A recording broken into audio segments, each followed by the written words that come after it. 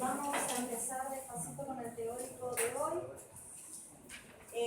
Con ustedes esta semana yo voy a tener un solo teórico y lo voy a reponer, digamos, vamos a quedar al mismo nivel que el resto de los grupos la semana que viene, donde sí vamos a tener 2 clases teóricas, ¿sí? Así que por esta semana nos vemos solamente hoy y la semana que viene sí tenemos 2 clases teóricas y con eso estaríamos de alguna manera quedando de igual manera que el resto de los grupos. Bueno, según el cronograma que yo les puse de las clases teóricas, nosotros vamos a empezar con el tema de enzimas. Y en realidad para poder empezar con el tema de enzimas, lo ideal es que empecemos a hablar y a definir qué son catalizadores, ¿sí? Desde el punto de vista bioquímico, un catalizador es una sustancia que acelera reacciones químicas. Ustedes se estarán preguntando qué importancia puede tener para nuestro metabolismo hablar durante 3 clases seguidas, porque es lo que vamos a hacer, de catalizadores, y dentro del grupo de catalizadores vamos a hablar específicamente de las enzimas.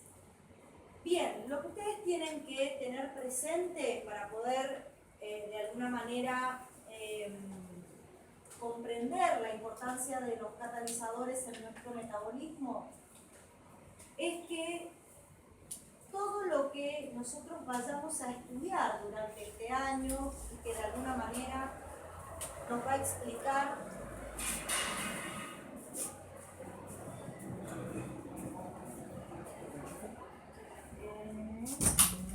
allí abajo de la pierna de la mano.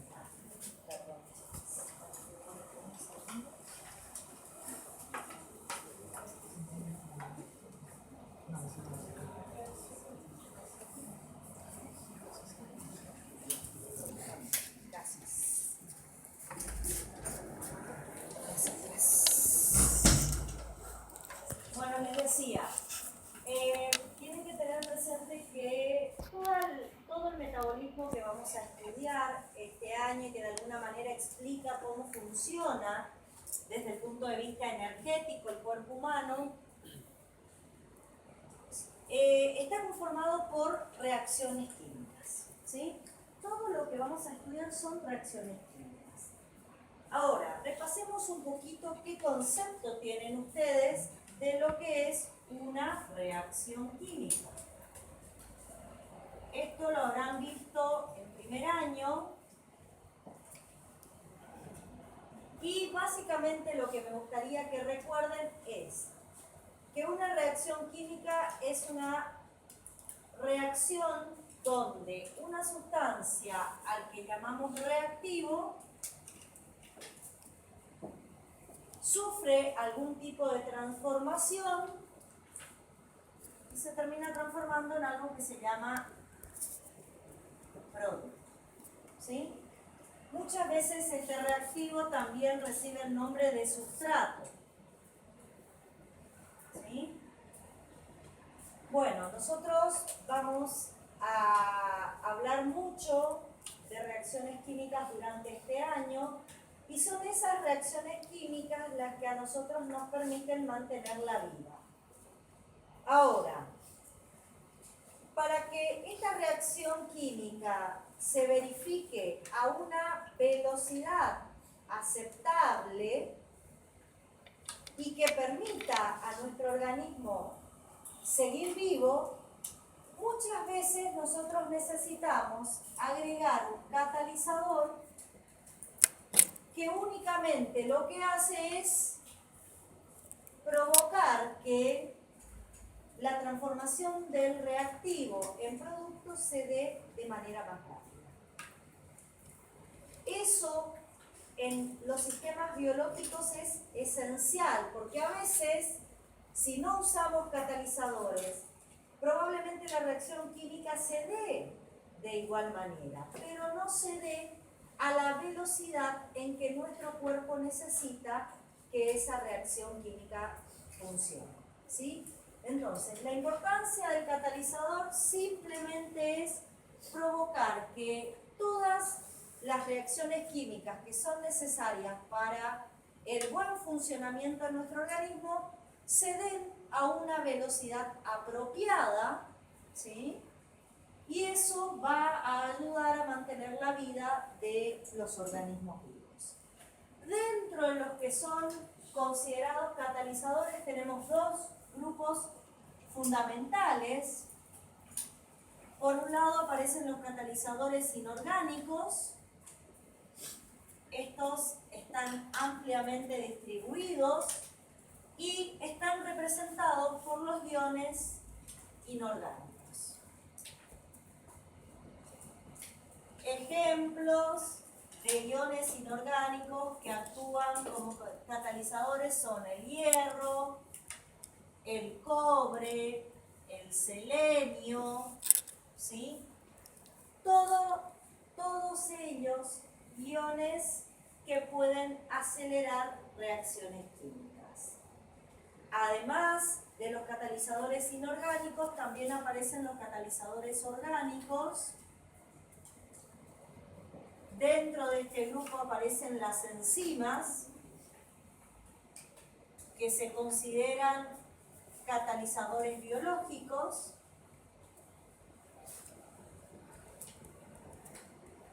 Y la estructura molecular de la mayoría de ellas es una proteína. O sea que la mayoría de las enzimas son proteínas.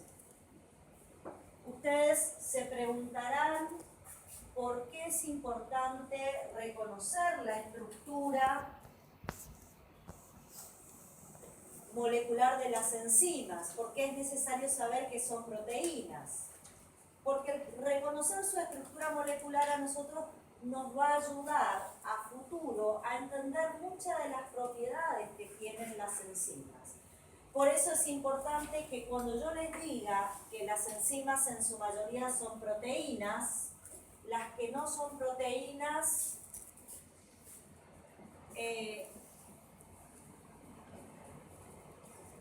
son ácidos nucleicos, en especial son moléculas de RNA, o sea, tenemos un pequeño número de enzimas a nivel del núcleo que aceleran transformaciones químicas, justamente están involucradas en la formación del RNA mensajero y en su maduración, y ese pequeño número de enzimas tienen la estructura de un RNA mensajero, o sea, son ácidos ribonucleicos. Pero volviendo a esa gran mayoría de enzimas que son proteínas, yo les decía que el reconocer la estructura proteica a ustedes les tiene que llamar al recuerdo cómo está formada una proteína. O sea, si digo que es una proteína, bueno, repasemos cuál es la estructura básica de una proteína, porque esa estructura a nosotros nos va a ayudar a entender las propiedades que van a tener esta enzima. Recuerden que las proteínas son estructuras que presentan una organización primaria, secundaria, terciaria, y si tiene más de una cadena polipeptídica tiene una estructura cuaternaria.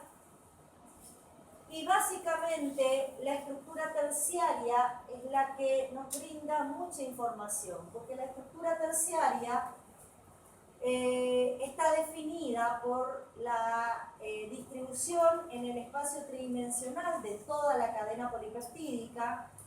Esa estructura terciaria forma dominios funcionales, o sea, regiones de las proteínas que tienen una función en particular.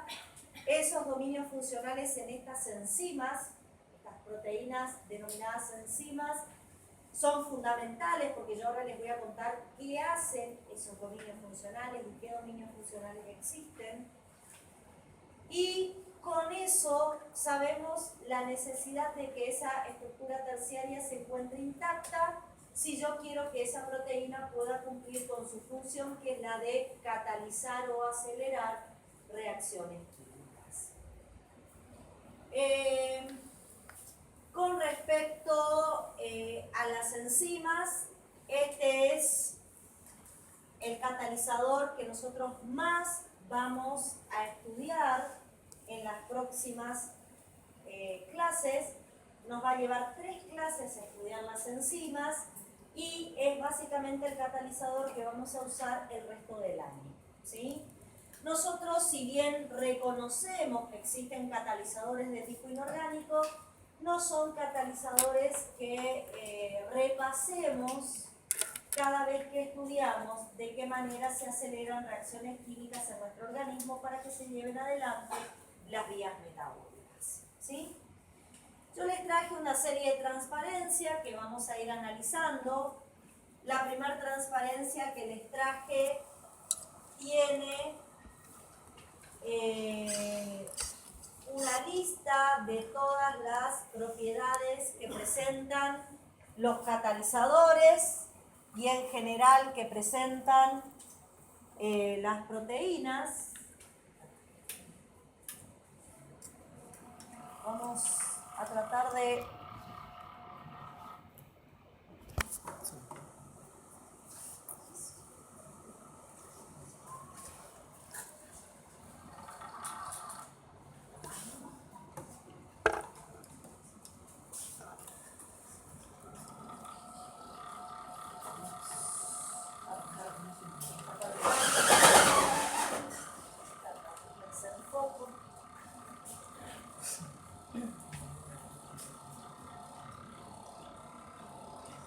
alguien en el fondo me ayuda y apaga alguna de las luces, quizás se va a poder ver mejor.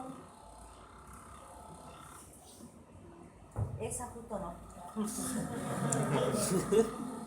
Ahí está.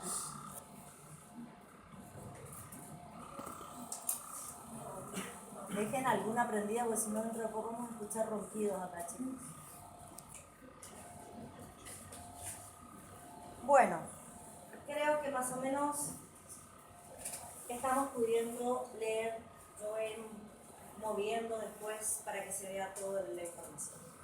Bueno, lo que aparece acá son las propiedades de los catalizadores en general. Y quiero hacer un llamado de atención con respecto a esto. Hasta la propiedad número 6 son propiedades que presentan cualquier tipo de catalizador, sean orgánicos o inorgánicos. Las últimas 3 propiedades que vamos a analizar son propiedades que solamente presentan las enzimas. Y son propiedades que van a diferenciar a las enzimas de los catalizadores inorgánicos. ¿Sí? ¿Se entiende? Bueno, la primera propiedad plantea que los catalizadores no crean reacciones nuevas, solamente aumentan la velocidad de las que son posibles. Quizás para entender esta primera propiedad nosotros deberíamos sentarnos a hablar un poco de lo que significa la termodinámica o la bioenergética, que son ciencias que estudian desde el punto de vista bioenergético las reacciones químicas que se dan en los organismos vivos y son ciencias que predicen qué reacciones químicas pueden ocurrir en un organismo vivo y qué reacciones químicas son imposibles de llevarse adelante. Ese es el concepto que ustedes tienen que tener. Hay reacciones químicas, transformaciones químicas, que sí son posibles y se dan en organismos vivos. Hay otras reacciones químicas que nosotros las podemos plantear, pero que son imposibles de verificarse dentro de un organismo vivo. Teniendo en cuenta eso que acabo de decir, volvemos a la primera propiedad. Los catalizadores en general solamente van a acelerar aquellas reacciones químicas que realmente se pueden verificar dentro de un organismo vivo. Si existe una reacción química que es imposible de llevarse adelante en un organismo vivo, por más catalizador que agreguemos, esa reacción química no se verifica. ¿Sí? Bien, pasamos al segundo. El segundo punto dice, los catalizadores no forman parte de la reacción que cataliza. ¿Sí? Cuando yo quiero decir que el catalizador no forma parte de la reacción que cataliza, quiero que ustedes vuelvan al ejemplo que yo di al comienzo cuando dije quiénes integraban a una reacción química. Cuando yo definí qué era una reacción química, ¿qué les dije? Una reacción química es un proceso por el cual una sustancia llamada reactivo o sustrato se transforma en otra llamada producto. Esté presente o ausente la enzima o el catalizador, esos siguen siendo los que participan de la reacción química. El sustrato o el reactivo sigue siendo el mismo, esté presente o ausente un catalizador. Y el producto sigue siendo el mismo, esté presente o ausente el catalizador. Por ejemplo, si yo armo una reacción química y digo, ustedes tienen un reactivo A que a través de una transformación química forma dos productos. El producto B más otro producto que se llama C. Si está ausente el catalizador, el reactivo es A, el producto es B y C. Si yo agrego un catalizador, lo que voy a lograr es que la transformación del reactivo A sea mucho más rápido en los productos B y C. Pero el catalizador no forma parte ni de los reactivos, ni tampoco forma parte de los productos. Es una sustancia externa que lo único que hace es acelerar esta reacción química. ¿Sí? Por lo tanto, la segunda propiedad dice que los catalizadores no forman parte de la reacción que cataliza. La tercera propiedad dice que los catalizadores se recuperan inalteradas al final de la reacción. Para poder entender esto, yo les voy a poner, ya vuelvo con la transparencia que estamos viendo, yo les voy a poner esta transparencia, ahora la subimos un poquito más para que la puedan ver mejor,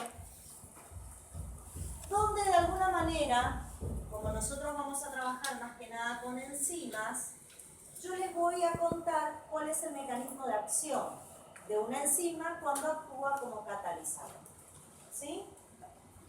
Generalmente la enzima se asocia a lo que yo llamo sustrato reactivo y forma en un primer momento un complejo enzima-sustrato, donde este complejo enzima-sustrato que se forma es un punto importante de todo este proceso, y de ese complejo enzima-sustrato depende que pueda ser acelerada esta reacción química. Ya se van a dar cuenta por qué.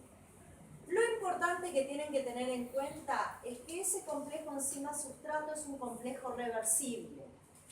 Se forma por la unión del sustrato a la enzima a través de enlaces débiles. Nunca usamos enlaces fuertes, siempre se usan enlaces débiles, como los puentes de hidrógenos, las interacciones hidrofóbicas y las fuerzas de Van der Waals. Y finalmente, cuando el sustrato se transforma en producto,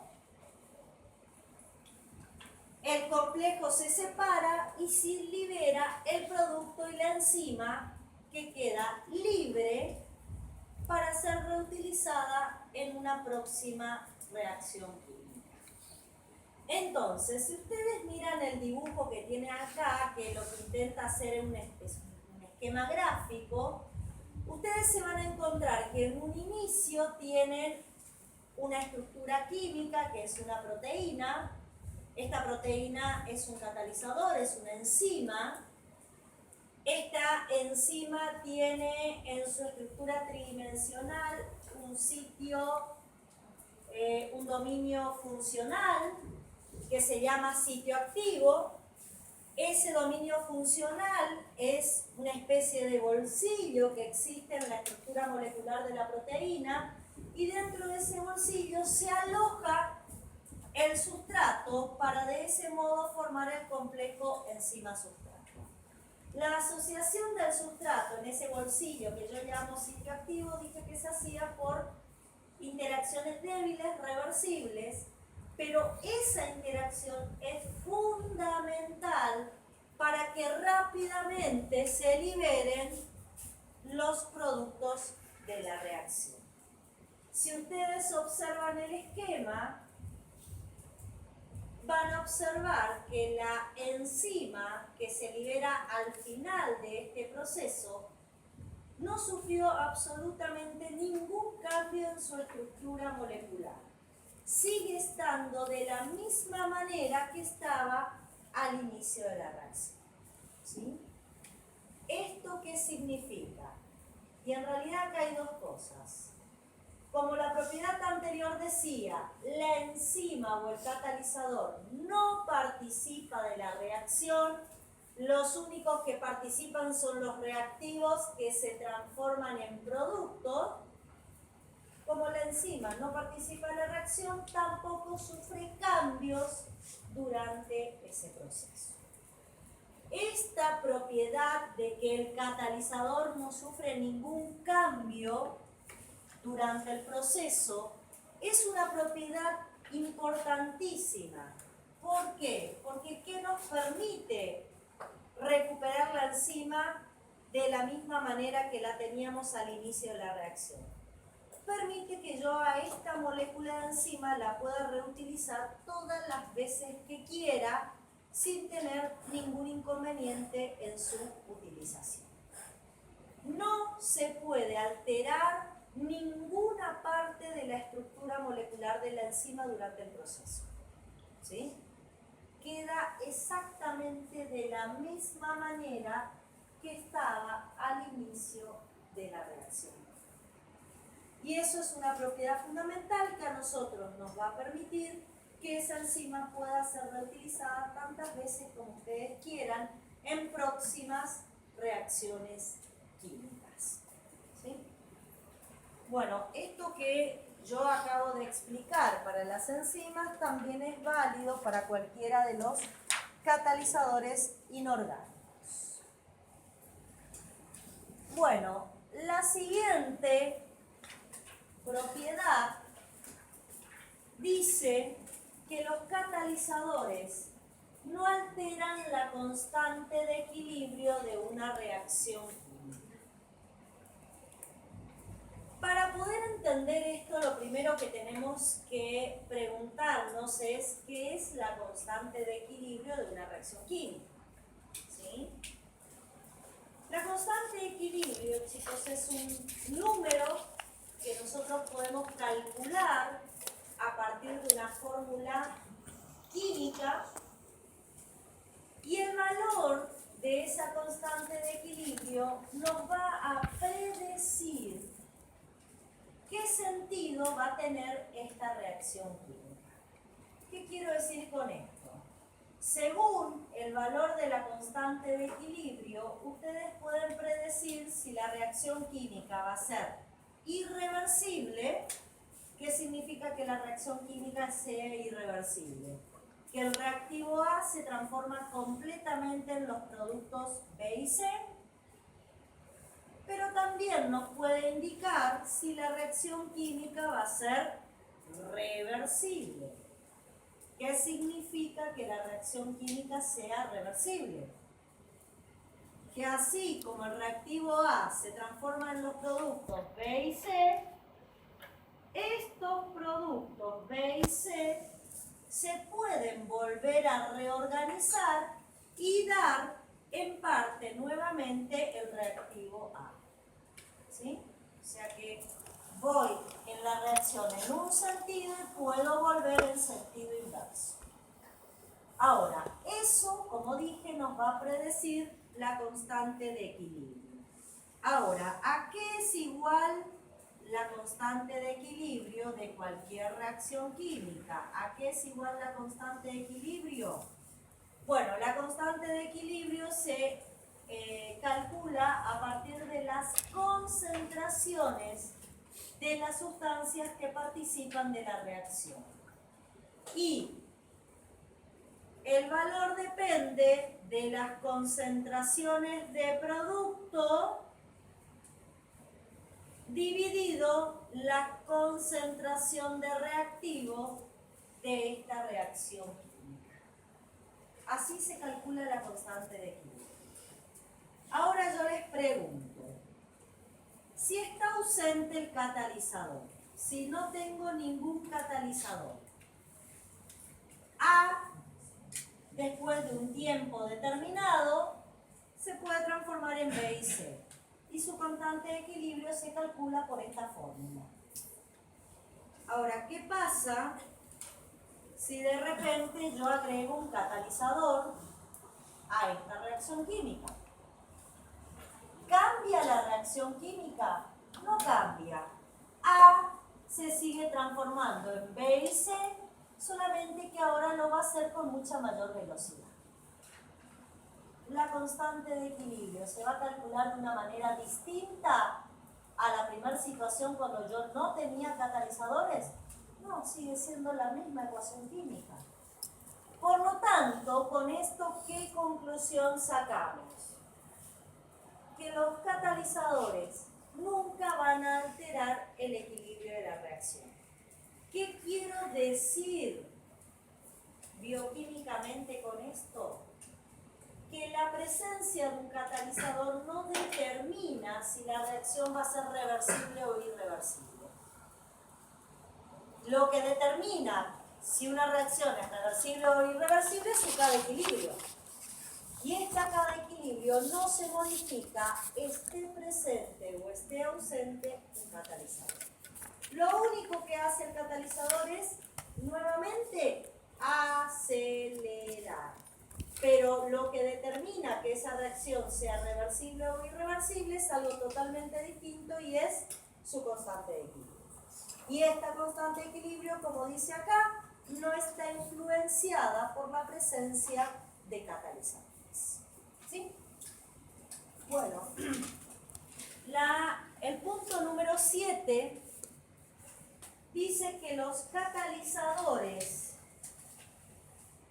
son eficientes. Ah, no, me pasé una, perdón, vamos a la 5. Sí. Volvemos para atrás. El punto número 5 dice, los catalizadores disminuyen la energía de activación y no modifican el delta G. Esta propiedad es muy importante y es la manera en que nosotros vamos a explicar cómo una enzima acelera una reacción química. Usando el concepto de que disminuyen la energía de activación, nosotros vamos a explicar cómo una enzima acelera, o un catalizador, estamos hablando de catalizadores en general, cómo un catalizador acelera una transformación química. ¿Sí?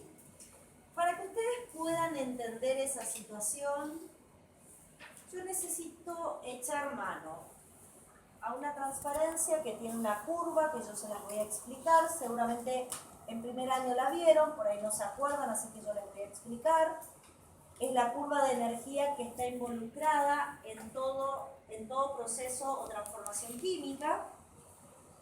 Y además voy a necesitar un poquito de su imaginación para que a través de los ejemplos gráficos que yo les voy a dar, ustedes traten de imaginarse cómo un catalizador puede disminuir la energía de activación, ¿sí? Yo voy a hacer siempre referencia, cuando hablo de catalizadores en general, voy a hacer referencia a enzimas, porque es el catalizador con el que nosotros vamos a trabajar el resto del año. Bueno, yo sé que estos gráficos muchas veces los asustan. Tranquilos, vamos a tratar de entender qué es lo que tenemos frente a nosotros y a partir de entender qué es lo que tenemos frente a nosotros, vamos a interpretar este concepto de que los catalizadores disminuyen la energía de activación. Entonces, acá tienen un eje cartesiano. Tienen una ordenada y tienen una abscisa. La ordenada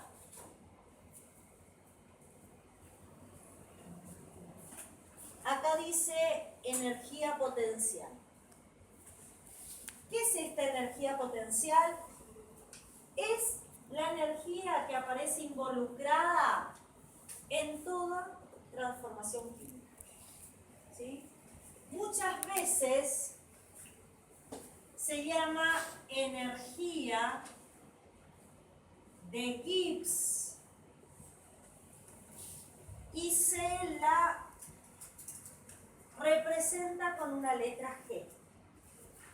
La energía de Gibbs, chicos, es la energía que está involucrada en los procesos químicos. ¿Sí?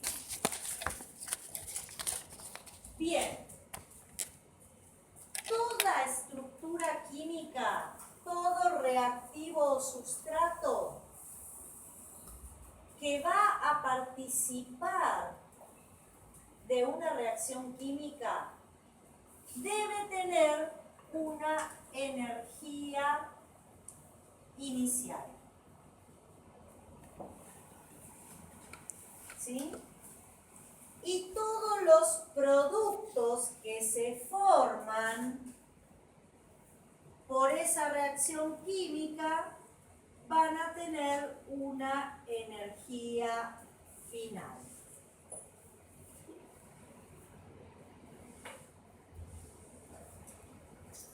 En toda esa transformación, la reacción química puede ocurrir con desprendimiento de energía y ustedes van a decir que la reacción química es exotérmica, o la reacción química puede darse con absorción de energía y ustedes van a decir que la reacción química es endotérmica.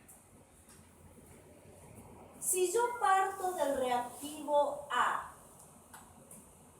y genero los productos B y C, y el reactivo A tiene más energía que sus productos, para que esa transformación se haya podido verificar, A tuvo que haber liberado energía al medio para dar los productos con menor cantidad de energía. A se transformó en B y C por una reacción exotérmica.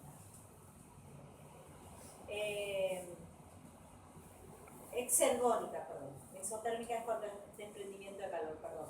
Exergónica. Ahora, ¿qué pasa si el reactivo A se transforma en los productos B y C y estos productos tienen más energía que el reactivo del cual partimos? ¿Qué tuvo que haber pasado? Y A tuvo que haber tomado energía de algún punto para poder transformarse en productos con mayor cantidad de energía. En ese caso diríamos que la reacción es endergónica. Tuvo que tomar energía para poder llevarse adelante la transformación. Bueno, eso es lo que ustedes encuentran graficado acá. En la abscisa tienen el sentido de la reacción, van de reactivos a productos. Los reactivos están a la izquierda, los productos están a la derecha. Y esto que es un un eje cartesiano donde ustedes tienen una escala numérica partiendo de 0 hasta un valor superior, se van a encontrar que en un punto de esa escala numérica yo pongo que ahí se encuentra la energía inicial del sustrato. Ahora, una cosa que es fundamental. Independientemente de que la reacción química sea endergónica o exergónica, todo reactivo que quiere transformarse en producto necesita aumentar su energía interna hasta alcanzar un punto que se llama estado de transición, donde vamos a hallar la energía de activación. A ver, ¿qué es esto? Todo reactivo que se quiere transformar en producto debe incrementar su energía hasta alcanzar un punto que llamamos energía de activación. ¿Qué es la energía de activación? Es un valor de energía que debe ser logrado para que un reactivo se pueda transformar en los productos. Ustedes me van a decir, pero ¿y por qué el reactivo para transformarse en productos tiene que elevar su energía hasta un punto donde alcanza su energía de activación? ¿Qué es esa energía de activación? Es la energía que debe ser lograda por este reactivo para poder empezar a transformarse en sus productos. Ustedes se preguntarán, pero ¿y eso por qué tiene que ser así? Entonces, acá es donde yo necesito que echemos a volar un poquito nuestra imaginación. Y les voy a decir que esto que yo tengo en mi mano, si usted me dice 2 fibrones juntos, bueno, usemos la imaginación, esto que yo tengo en mi mano es el reactivo A. Y para que este reactivo A se transforme en el producto B y C, se tiene que romper su molécula y darme 2 productos. Pero para que yo pueda romper esa molécula, tengo que romper un enlace covalente. ¿Qué características tienen los enlaces covalentes? ¿Se rompen fácil? Son enlaces muy fuertes. ¿Qué se imaginan que tengo que usar para poder romper ese enlace? Energía. Entonces, el reactivo A, con su energía inicial, tiene que incrementar esa energía inicial. ¿Y por qué la tiene que incrementar a su energía inicial? Porque necesita más energía para poder romper el enlace covalente. ¿En qué momento logra romper el enlace covalente? Cuando logra alcanzar la suficiente energía que le permita hacer eso. ¿Cómo yo llamo a esa cantidad de energía que a este sustrato alcanza y le permite romper el enlace covalente que hace que este sustrato se transforme en los 2 productos? ¿Cómo llamo yo a esa energía? Energía de activación. Eso le tiene que pasar a cualquier reactivo, independientemente cuál sea la transformación bioquímica que quiera hacer.